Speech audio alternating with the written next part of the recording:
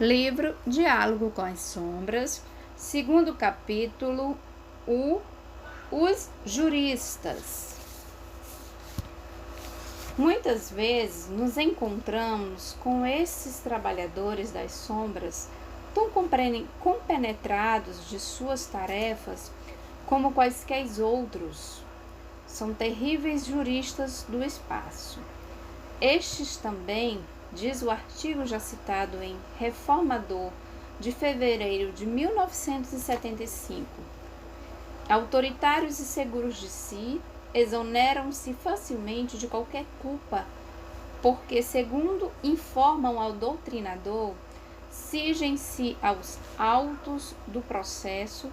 Na sua opinião, qualquer juiz terreno, medianamente instruído, proferaria a mesma sentença diante daqueles fatos. Todo o formalismo processualístico ali está. As denúncias, os depoimentos, as audiências, os pareceres, os laudos, as perícias, os despachos e, por fim, a sentença, invariavelmente condenatória, e até as revisões e os apelos, quando previsto nos códigos pelos quais se orientam, ou melhor, se desorientam. São também impessoais e frios aplicadores das leis. Um desses juízes deu-me a honra de trazer para argumentar comigo os autos do processo. Abriu sobre a mesa o caderno invisível a mim e começou a citar a lista de crimes que o acusado havia cometido desde o desencaminhamento de jovens inexperientes até assassinatos. Só depois, pobre irmão, foi descobrir que estava lendo os autos de seu próprio processo. Trouxeram consigo um servidor da sua equipe apenas para carregar os autos, coisas indigna de sua elevada condição de magistrado. Quando pediu ao contínuo que lhe passasse os autos, este lhe deu a documentação errada. O engano foi, aliás, seu mesmo, porque o bedel lhe dera primeiro um dos processos e ele, em tom áspero e impieroso: não é este, é o outro. O outro era o dele. Já me trouxeram também os autos do processo de minha heresia, como também autos já arquivados com sentença proferida em caso que, segundo este jurista invisível, havia apelado. Segundo capítulo, novamente, tá? Continuação, o executor. Sente-se também totalmente desligado da responsabilidade quanto a atrocidades que pratica, pois não é o mandante, apenas executa as ordens. Usualmente, nada tem de pessoal contra as suas vítimas inermes. Agasalham-se na crueldade agressiva e fria, sem temores, sem remorsos, sem dramas de consciência. Quantos deles encontramos nos trabalhos de desobsessão? São remunerados de maneiras mais engenhosas e diversas, as que mais se ajustam à sua psicologia, aos seus vícios e às suas deformações.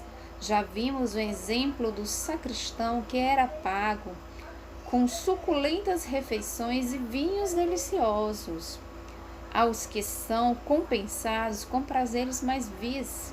Outros são estimulados atos de particular bravura com vistuosas considerações. Um deles me exibia com orgulho e frieza uma preciosa condecoração por um gesto de enorme dedicação à causa de seus mandantes, empenhara-se em castigar sua própria irmã. Outro desses companheiros desavorados deixou-nos uma das mais comoventes lições, escrita a princípio com as sombrias cores do rancor e depois com as luminosas tintas do amor e da emoção. Empenhara-se num processo tenebroso e complexo de obsessões violentas a serviço de um grupo que dispunha de vasto plano de atividade. Ao manifestar-se, mal conseguia conter o seu ódio e a sua irritação. Revela sua elevada hierarquia, ridiculariza, deblaterra, ameaça e disse um dos trabalhadores do Cristo: não se teria dignado comparecer diante de nós se não nos tivéssemos metido em coisas que não eram da nossa conta.